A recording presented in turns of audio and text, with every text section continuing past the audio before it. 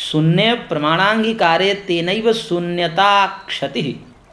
यदि शून्यत्व को हम कहें कि सिद्ध करो, शून्य में प्रमाण क्या है, यदि वो शून्य के प्रमाण को अंगीकार करता है, अंगीकार का मतलब स्वीकार करता है कि नहीं चलिए हम देते हैं प्रमाण कि किस प्रकार से जगत शून्य है, सब कुछ शून्य है, यदि वो जिस क्षण प्रमाण को स्वीकार करता है तेनैव शून्यता क्षति, उस प्रमाण के स्वीकार कर लेने से उसकी शून्यता भंग हो जाएगी। फिर हम कहेंगे कि ये प्रमाण है कि नहीं है, ये भी शून्य है क्या।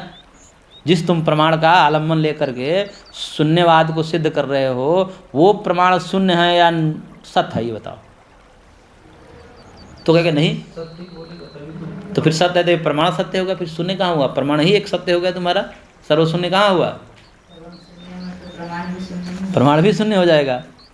और अनंगीकार है, यदि स्वीकार नहीं करता कि नहीं हमारा प्रमाण भी शून्य है, तो करेगा अनंगीकार है, प्रमाणाभावा न शून्य सिद्धि, प्रमाण के अभाव में किसी शून्य की भी सत्ता, कोई भी वाद की, कोई भी वस्तु की सिद्धि नहीं हो सकती। तो प्रमाण को यदि शून्य मानते हो तो फिर शून्य की भी असिद्धि हो जाएगी, सिद्धि नहीं तुम कर पाओगे प्रमाण के अभाव में, क्योंकि मानाधीना में सिद्धि ही, प्रमाण के अधीन ही प्रमेय की सिद्धि होती है।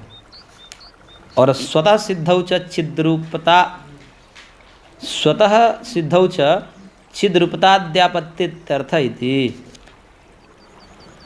और स्वतः शून्य सिद्ध मानोगे, क्या मानोगे कि हमारा शून्य कैसा है, पहले से सिद्ध है, स्वतः सिद्ध है, किसी प्रमाण की आवश्यकता नहीं है। तो फिर तो हमारी वाले बातें मान लो ना। क्या चिद्रूपता को जैसे हम कहते हैं स्वतः सिद्ध है, चिद्रूप आत्म तत्व जैसे स्वतः सिद्ध है, स्वतः स्फूर्त है, तो वही तो नहीं हो गया तुम्हारा ये सब शून्यवाद, तो उसकी आपत्ति आ जाएगी।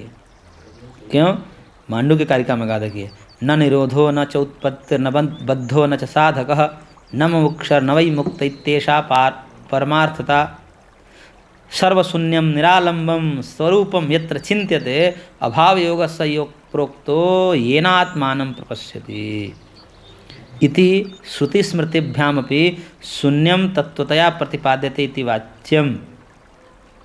अब कोई कहे कि नहीं नहीं जी न च, नहीं नहीं, देखिए यहाँ भी तो देखिए कहा गया है क्या, शून्यवाद, शून्यवाद का यहाँ भी दिखाया गया है, न निरोधो न च उत्पत्ति, न निरोध है यानी कि न नाश है और न उत्पत्ति है, न बंधो न साधक, न बंधन है न उसका कोई साधक है, न मुमुक्षु न युक्त, न कोई मुमुक्षु है न कोई मुक्त है, यही इति ऐसा पारमार्थ, यही पारमार्थिक सत्य यानी कि सब शून्य है। यही तो तात्पर्य निकला इन श्रुतियों का।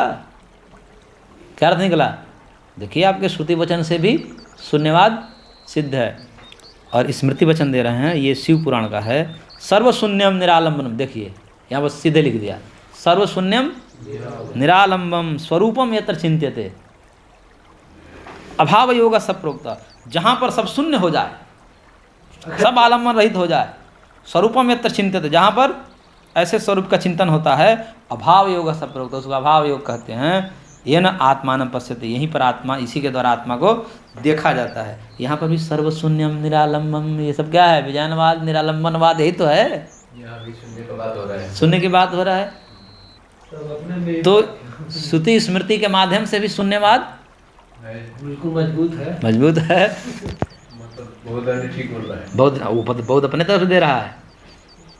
तब करेगा ऐसा कहो तो तुम समझ नहीं पाए इस सूत्र का अर्थ, इस श्लोकों का अर्थ। पुरुषाणाम निरोधाद्य भावस्यैव तादृशीषु श्रुतिषु तत्वतया उक्तत्वात्, इन श्रुतियों में पुरुषों के निरोधादि अभाव को दिखलाने के लिए ही इस प्रकार का कथन किया गया है।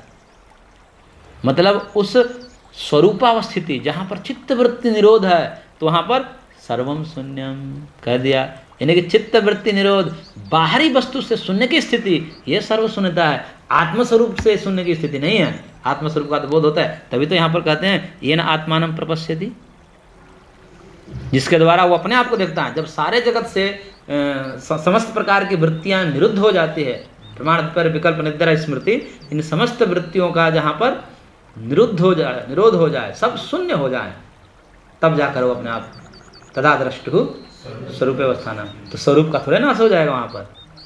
तो ये निरोध अवस्था को दिखलाने के लिए बाहरी वृत्ति की शून्यता का कथन किया गया है, न कि जगत की शून्यता का कथन किया गया है। ये साधक की स्थिति का वर्णन है ये। तो इन हाँ, तुमने शून्यवाद लगा दिया वहां पर। ये साधक का है, जगत का नहीं। हाँ, साधक के स्वरूपावस्थिति का।